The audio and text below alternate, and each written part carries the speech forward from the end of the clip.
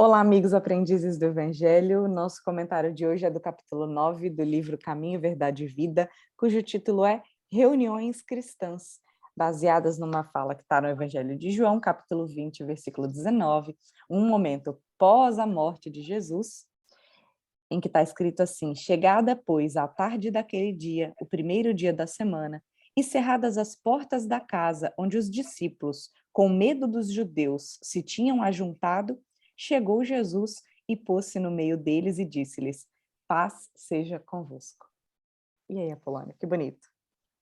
Então, na verdade, aqui está dizendo a primeira aparição de Jesus após a morte, não é isso? Quando Jesus aparece, materializou-se espiritualmente para que os apóstolos pudessem enxergá-lo, pudessem vê-lo, né? E aí o Emmanuel traz aqui ele faz um resumo, vamos dizer, né? Um resumo a respeito da questão da mediunidade, né? A questão da comunicação dos encarnados com os desencarnados, né? E aí esbarra-se numa questão de que a Bíblia proíbe esta comunicação, né? Então, lá no Velho Testamento, inclusive, quando a gente estuda o Velho Testamento, Moisés, ele é um dos que faz essa proibição. E aí, isso confunde muitas pessoas, né?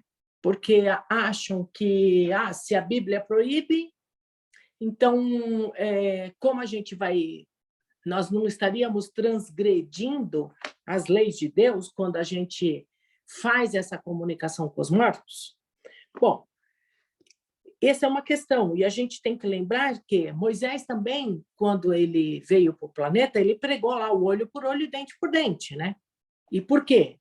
Porque naquele momento as pessoas precisavam daquilo. Porque Dureza dos corações. antes de Moisés, então eu sou inimiga da família da Lívia.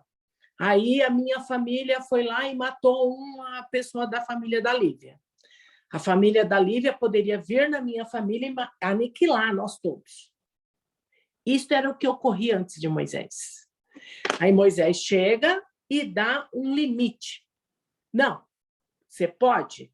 Pode, mas desde que seja um por um. Então, eu matei um da família da Lívia, a Lívia só poderia matar um da minha família. Mas como assim isso está certo? Naquele período, para os corações endurecidos que tinha naquele momento, isto era o certo. Aí vem Jesus e diz: não, nós não podemos matar ninguém. Nós temos que perdoar, nós temos que Além de amar. não matar, ainda perdoar. Exato. Então, eu não posso mais matar. Eu tenho que perdoar a família da Lívia que matou alguém da minha família, né? Então, da mesma forma que isso ocorreu com o dente por dente, olho por olho, também ocorre com a questão da manifestação. Então, Jesus ficou muito claro, né, quando Jesus ele se materializa aqui para os apóstolos e diz: olha, eu estou vivo, né? Eu estou vivo, somente eu estou num outro plano da vida. Com os nossos entes amados, com os nossos entes queridos, é a mesma coisa que ocorre. Então, nós somos espíritos e não corpos. Os nossos corpos vão morrer e a terra irá consumir, mas o meu espírito, ele continua a sua jornada em outros planos. É difícil a gente entender isso ainda hoje, né? Muito difícil. E, aliás, né, a gente morre de medo, né? A gente tem muito medo. Inclusive, essa semana a gente conversando, alguém falou assim: mesmo com esse calor eu me cubro inteira e eu não fico com os pés descobertos. Eu falei: gente, você é louca? Já pensou, morro de medo que alguém venha e passe a mão no meu pé. Olha só. Entendeu? Então, mas quem vai passar a mão no seu pé? Sei lá, uma assombração. E o que é assombração? Assombração só pode ser um espírito, Nós que né? já estamos do outro lado, quando estivermos, né? Exatamente. E aí, o que acontece com este, que a gente tem esse medo terrível, medo, né? Assim, é uma coisa que arrepia o corpo e a alma, né? Que a gente costuma dizer. Na verdade, a gente está tendo medo de nós mesmos, né? Porque nós somos espíritos. Só que hoje nós estamos no plano carnal. Mas quando a gente deixar o plano carnal, nós estaremos num outro lado, num outro plano, que aí a gente não vai discutir isso agora aqui, e a gente continua a nossa vida do outro lado. Então, eu acredito, eu estava até conversando, né? Eu acredito que conforme o planeta for evoluindo, isto vai ficando mais claro cada vez mais, né? As pessoas irão aceitando isso de uma forma mais suave, com menos temor, com menos medo. E aí, talvez essa comunicação, né, ela passa a ser de uma forma um pouco mais menos rigorosa do que ainda é hoje. Não é isso, Lívia? O que você acha? É isso mesmo. Achei que Emmanuel reforçou bastante um ponto interessante, né, que a gente fala antes de Jesus e depois de Jesus, né? E com Jesus ele inaugura uma época diferente, onde a gente já estava preparado para outros desafios.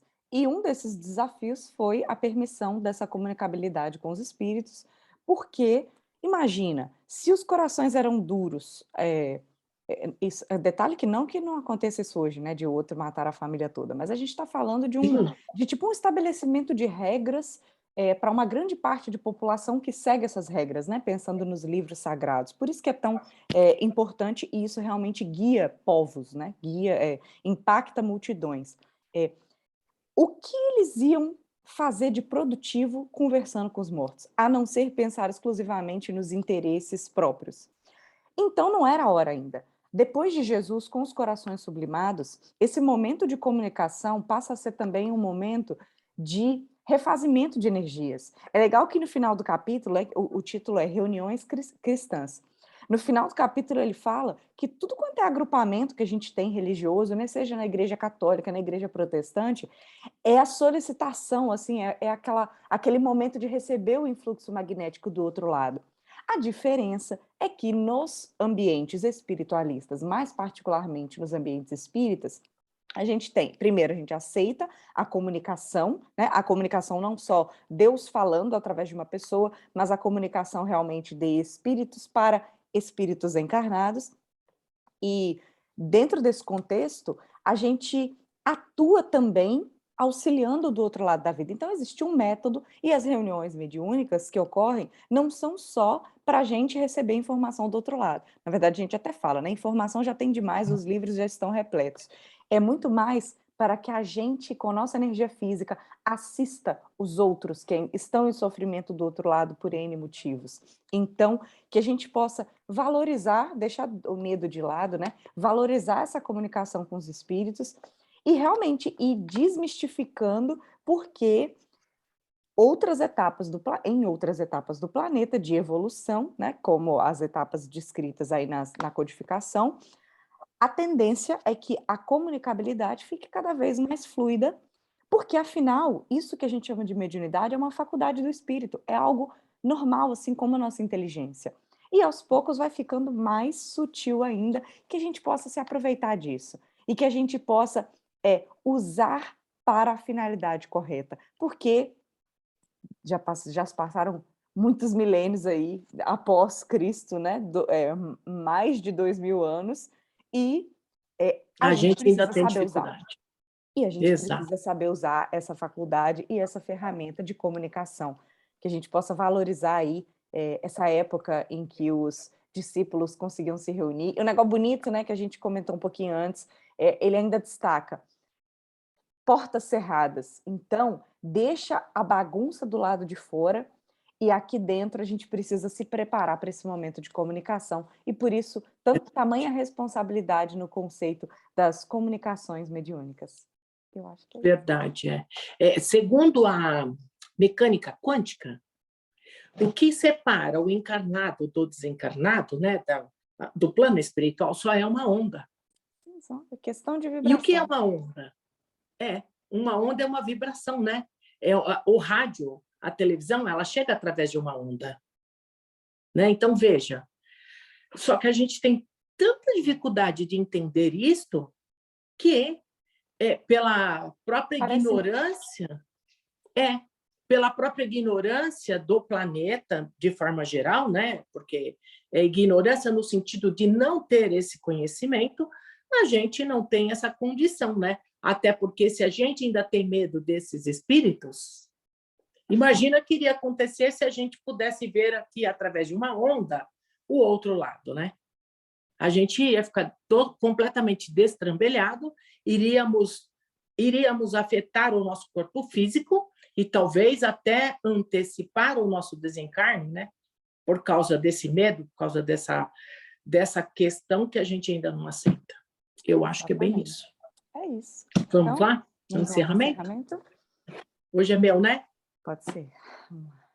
Nós vamos assim mais uma vez, convidando a todos para que possamos inspirar lentamente, levando as melhores energias para dentro do nosso corpo físico. E ao inspirar, que possamos renovar todas as células do nosso corpo, aonde há aquela dor, aquela ferida, que possa ir sendo renovada, para que possamos dar continuidade com muita saúde na nossa trajetória. E assim nós vamos ainda buscando as equipes responsáveis da nossa casa, aprendizes do Evangelho, bem como o nosso símbolo, que vai assim se estendendo sobre o nosso lar, que a espiritualidade possa adentrar, que possa abençoar todos aqueles que estão conosco, mesmo os nossos entes queridos que não estão conosco neste momento, mas que eles possam ser buscados, amparados, e que essa energia possa se fazer tão intensa e o nosso símbolo vá se esticando, buscando assim todos os moradores da nossa rua, nossos vizinhos, se possível todo o nosso bairro, a nossa cidade, aonde houver um companheiro que neste momento esteja em oração, que possa ir somando com as nossas energias, para que possamos envolver o nosso estado e o nosso país. Vamos assim envolvendo o nosso país, todos os povos que aqui vivem, para que todos possam ser tocados na mente e coração.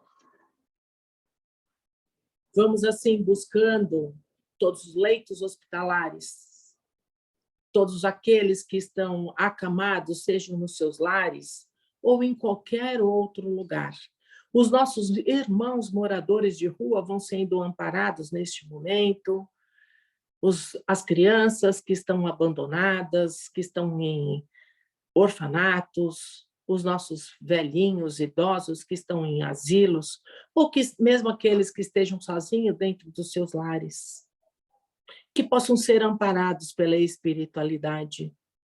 Vamos assim buscando as cores do arco-íris que vai fazendo ao derredor do nosso país e daqui do nosso país. Luzes, poderosas luzes vão sendo mandadas para todos os outros países do universo, do planeta Terra. Mas vamos assim intensificando essas luzes justamente para aqueles países onde a guerra ainda impera, principalmente Rússia e Ucrânia. Vamos assim envolvendo os nossos irmãos africanos